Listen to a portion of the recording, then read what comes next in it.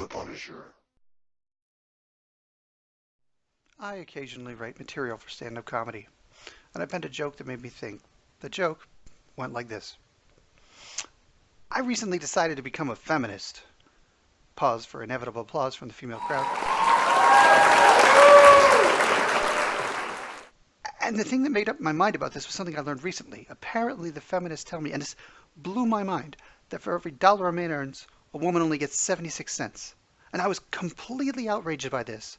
Pause for more audience outcry.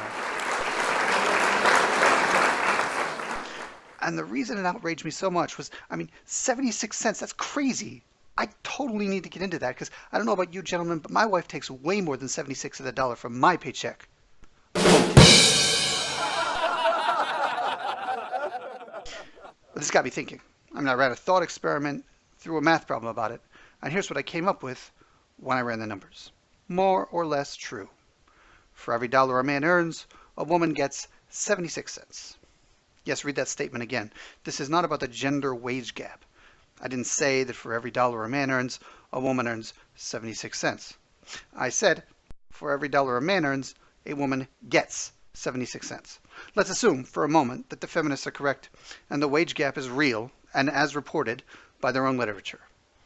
For every dollar a man makes, a woman makes 77 cents. That's been disproven repeatedly, but since we're dealing in the amalgamated averages and generalities, it's close enough to correct for the purposes of our following calculation, so I'll happily concede the point just to get on with things. If this is true, then my original statement logically follows: for every dollar a man makes, a woman gets 76 cents. Once again, not that she earns 76 cents, but that 76 cents of his dollar will eventually be given to a woman. Now, the math that shows this may be just as misleading as the math that generates the wage gap in the first place, of course. But I found it amusing to do, so here's how I set it up. The population of men versus women is not quite even, but for the simplicity of demonstrating the calculation, I've assumed it is. So if the numbers are equal, then let's add the earnings of a man and a woman and call that our consumer dollar. 1 plus 0.77 is our consumer dollar. The man's contribution of this is 56.5% and the woman's is 43.5%. Let's call them consumer cents since they're part of a percentage of our consumer dollar. Market research has repeatedly told us that women control 85% of all consumer spending, or 85 consumer cents. But she's only earned 43.5 consumer cents. Where's the difference come from? Well, naturally what happens is that married men give money to their wives to make up the difference, and the government redistributes taxes to people, mostly women, in the form of benefits and welfare programs. The overall difference between their spendable money and their earnings, 41.5 consumer cents, is the amount transferred from men to women. The men made 56.5 consumer cents and gave 41.5% or 41.5 consumer cents to women. This is 73.5% of all the consumer cents that they earned. Ergo, for every dollar a man makes, a woman gets 73 cents. That wasn't my original claim, so wait, there's more. This is, of course, a lot more complicated than this.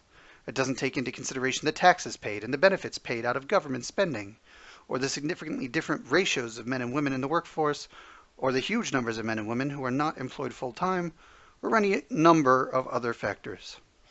It is, like the wage gap myth itself, the very simplest form of a thought experiment, and is not a proof of anything concrete.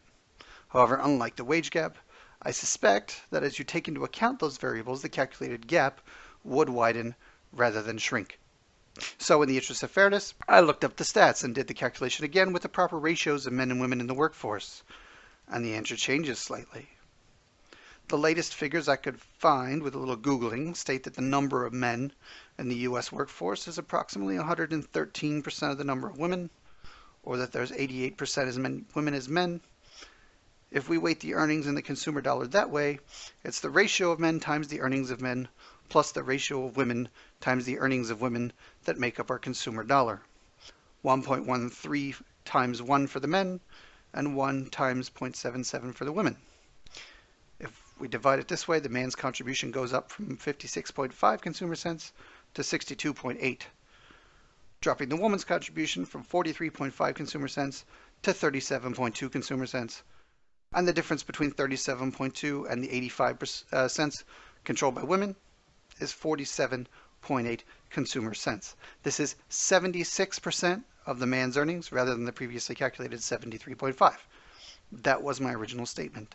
For every dollar a man makes, a woman will get 76 cents. I would love to see a researcher somewhere do an in-depth study of the averages of wealth transfer between men and women, but it seems pretty petty to harp on about the gender pay gap at all when it's actually women who are spending on average 85% of all money while only earning slightly more than 2/5 of it.